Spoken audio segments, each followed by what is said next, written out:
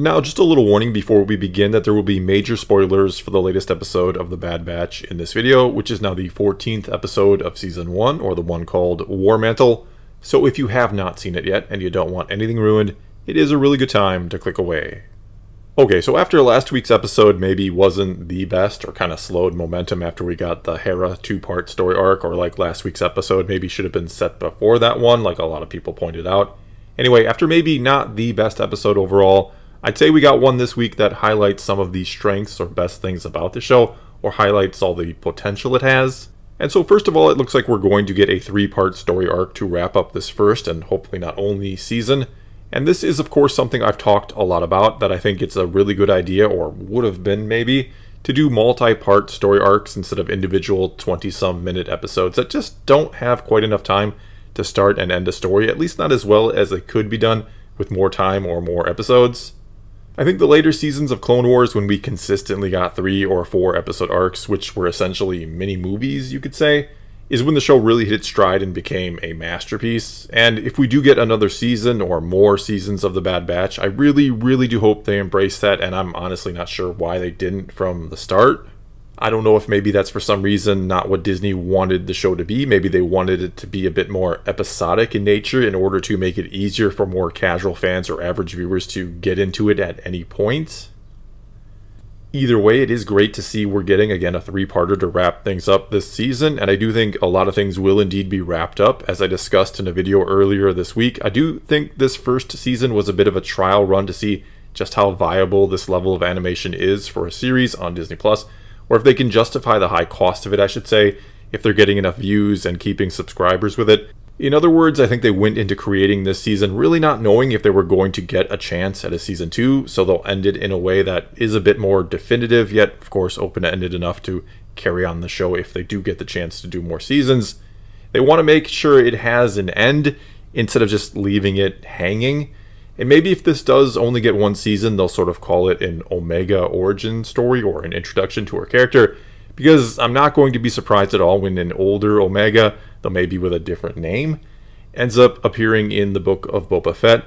There's already a connection of sorts to Fennec Shand, and she's also the closest thing Boba Fett has to a sister, so again, I think at some point these two characters meet, and why not do it in the Book of Boba Fett? But moving on for now, another thing I thought was great about this episode, or was one of the best, albeit short, character scenes in the series actually, was towards the start, after Rex had contacted them about going to rescue a clone, and they all sort of debated what to do about it, and each of their responses sort of encapsulates them as a character. You first had Tech pointing out that they were already on a mission for Sid, and that if they didn't get the job done, if they don't make credits, they don't get to eat, showing him as the more pragmatic and less emotional one of the group. That was followed up by Echo talking about how if Rex had asked them for help, then it was something important, showing his devotion and loyalty to his brother or his brothers. You then had Omega again wanting to help mainly for the sake of wanting to help, doing it because it's the right thing to do, which really shows her big heart. You also had Wrecker sort of agreeing with everything, or with everyone, saying they all had a good point, which I thought was humorous. And it showed that he's maybe not the best thinker among them, but he's still a wise guy and can recognize some valid points and wants to do the right thing. Finally, you had Hunter, who has to kind of weigh all these different suggestions or options or ideas, and to be the leader and make the hard decisions, to take on that responsibility and to give the orders that they all do respect and follow, as he also does at the end of this episode when he tells them all to leave him behind. And speaking of Hunter, it was kind of nice to see him use his ability again, use his heightened senses. I mean, I almost forget he has them sometimes because he rarely seems to ever draw on them. And I got an Aragorn, a Lord of the Rings vibe out of him when he was tracking the clone, or tracking Gregor, I should say. And at one point I heard him say in my head, "A hobbit lay here," but maybe that's just me. I also thought this was a decent, though still not a great episode for Echo. It felt like he sort of spoke out and expressed his opinions, or personality came out of far more than in any other episode, especially in that scene I talked about a moment ago. But there were also other times here where he sort of spoke up or spoke out, which was nice because he's just kind of been there the whole time, or been the forgotten one. He's rarely ever had any great character moments, much less any type of episode that you could call his episode, or where he was put front and center. And though no, he wasn't front and center here, I was at least reminded from time to time that he was there and that he does have a personality. He's not just some background blank slate character, which he feels like way too often. I then thought Omega was handled really well in this episode. I like when she just chips in and has a part to play without being the one who kind of saves the day or the one who needs to be saved.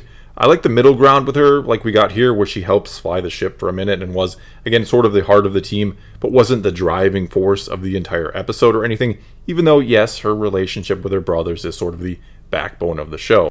It was also interesting, and a surprise to be sure, but a welcome one, to see Gregor in this episode. I mean, thanks to Rebels, where he's hanging out with Rex and Wolf, we do already know he survived being blown up in what was one of my personal favorite episodes of the Clone Wars, even though the arc itself, the droid arc in Season 5, maybe wasn't one of my personal favorite ones, though it seems a lot of people do really enjoy that one and have a soft spot for it. I just don't happen to be one of them. Anyway, it was interesting and nice to see him here, and he even references being blown up in the aforementioned episode, and you can certainly tell he's not quite right in the head after that incident. He's not as bad as we see him in Rebels, but clearly he's already starting to slip a bit. His voice cracks from time to time, and we see hints of the future crazy Gregor. This also makes me wonder if we could see Wolf at some point in the series. My fingers are also crossed about seeing Cody too. Again here, one of the best parts of the show is focusing on the clones and seeing what happens to them all after the war ends, and more on that in a bit. We also saw other Republic commandos besides Gregor in this episode, and I think it would have been better or cooler if they actually did something in the episode. They seemed no better or different than any other clones. By the way, the Bad Batch just easily took them out, which was rather disappointing to say the least. And yes, I get it, the Bad Batch are certainly elite themselves, but they could have struggled at least a little bit against the Commandos.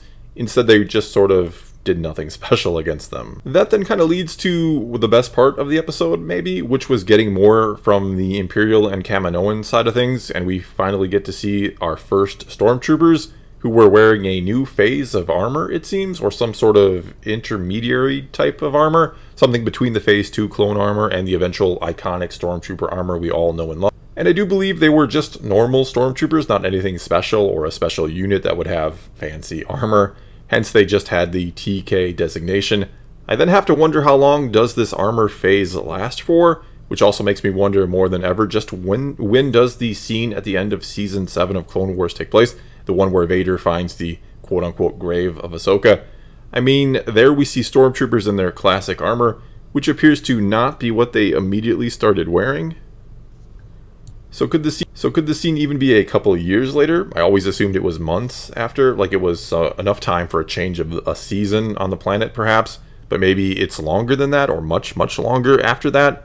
Not that it's too important to know the timing. And likely we saw classic Stormtroopers and all that to make the scene more poignant, which I do get and understand why they would do it that way. But I'm still curious how long Vader sort of looked for or hunted Ahsoka before finding, again, her quote-unquote grave. We also learned this episode that the Empire is officially done with the Kaminoans. Well, sort of anyway. They're ending the contract, but it seems like they're taking their top scientists and recruiting them.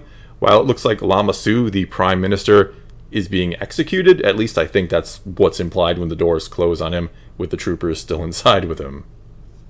And I think this will probably ultimately have a connection to The Mandalorian, where we'll eventually see that Dr. Pershing has a logo on his uniform very similar to the Kaminoan one.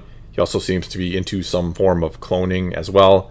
This all means perhaps these recruited Kaminoan scientists will form their own little branch or group or project within the Empire, that will then carry on and lead to, well, whatever it is they're trying to create and need Grogu's blood for in The Mandalorian, which, for better or worse, could still end up being Snoke, I think, that they're trying to create a Force-sensitive clone.